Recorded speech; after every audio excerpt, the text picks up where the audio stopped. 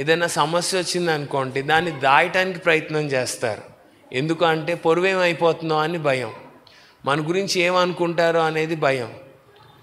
ఏమి లేదు, అలాంటిది ఏమి లేదు. అంత ఓపెన్ బుక్ లాగా తీసి పెట్టాలి. ఇది మా పరిస్థితి అన్నాను. ఏముంటుంది, ఏముండదు. అంత అక్కడి నుంచి సైతాన్ని పారిపోతాడు. సైతానికి అవమానం కలుగుతుంది. ఎవరైతే దాన్ని అంగీకరించారో, ఇప్పుడు ఏదో ఒక సమస్య ఉంటుంది కుటుంబంలో, సమస్య లేకుండా ఎవరు ఉండరు. అయితే ఆ సమస్యని దాయడానికి ప్రయత్నం చేస్తారు. ఎందుకంటే పొరుగు, అది ఒకలాంటి గర్వం అన్నమాట. మీరు దీన్ని ఆలోచించండి. దాన్ని దాయటానికి ప్రయత్నం చేస్తారు. దాయటానికి ప్రయత్నం చేస్తే ఏముంటుంది, అది లోపల మన ప్రెషర్ ఎంత పెరిగిపోతుందో. వేరే వాళ్ళ మీద ద్వేషం, వాళ్ళు ఏంటోగా మన గురించి మాట్లాడుతా అంటే ఎందుకు వీళ్ళు మన గురించి ఇట్లా మాట్లాడుతున్నారు అనిపిస్తుంది. మీరు దీన్ని ఆలోచించండి.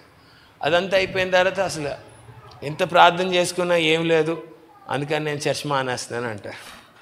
ఇన్ని రోజులు చర్చ్కో, కానీ మీరు దాన్ని బయటికి పెట్టేసేయండి, బయటికి రిలీజ్ చేసేయండి. ఏం లేదని అట్లా ఓపెన్ బుక్ లాగా పెట్టండి. మొత్తం వెళ్ళిపోతాయి. మొత్తం గాలికి చెత్తలాగా ఎగిరిపోతుంది. అదంతా అవమానం లేదు. దేవుడి కార్యం మొదలవుతుంది. దేవుని కృప మన మీదకి వస్తుంది. ఎందుకంటే మనం ఏమి గొప్పల కోసం దాచుకోవట్లేదు. దేవా నా పరిస్థితి నాయన ఓపెన్. ఎవరైనా అడిగారని అవును ఇట్లా జరిగిందని చెప్పాలంతే. అంటే ఆ ఎదుటి వ్యక్తిని తృణీకరిస్తా కాదు, ఇలా జరిగింది ఇంకా ఎక్కువ చెప్పలేను నేను అని చెప్పేసి ఆపేయాలి. మళ్ళీ ఆ ఎదుటి వ్యక్తిని తృణీకరించినా దేవుడు అంగీకరించడు. మనమే ఏదో నీతిమంతులంగా, మనమే మంచాలంగా మాట్లాడితే కుదరదు. ఓపెన్ బుక్ ఓపెన్ చేసి పెట్టాలి. దేవుడు చూసుకుంటాడు. అంత ఆవిరైపోతుంది. అండ్ నేను ఈ విషయాన్ని చాలా రోజుల నుంచి గమనిస్తున్నాను, ప్రార్థన చేస్తున్నాను. చాలాసార్లు అర్థమయ్యేది కాదు.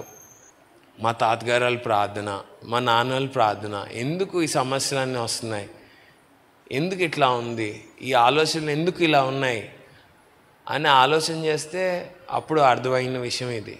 మేము చాలా గొప్ప వాళ్ళం, చాలా మంచి వాళ్ళం. సో ఎప్పుడైతే మనం వాటన్నిటిని తీసేస్తామో అప్పుడు మేలు ప్రారంభించబడుతుంది కుటుంబంలో. పాస్టర్ గారు వాటన్నిటిని వ్యతిరేకించి నిలబడ్డారు. ఏమి లేదు, అస్సలు కుటుంబ గౌరవం అనేదే లేదు, అంత నాన్సెన్స్ అని చెప్పేసి నిలబడ్డారు అంతే. మొత్తం మా కుటుంబాల్లోకి ఆశీర్వాదం వచ్చింది. హల్లెలూయా.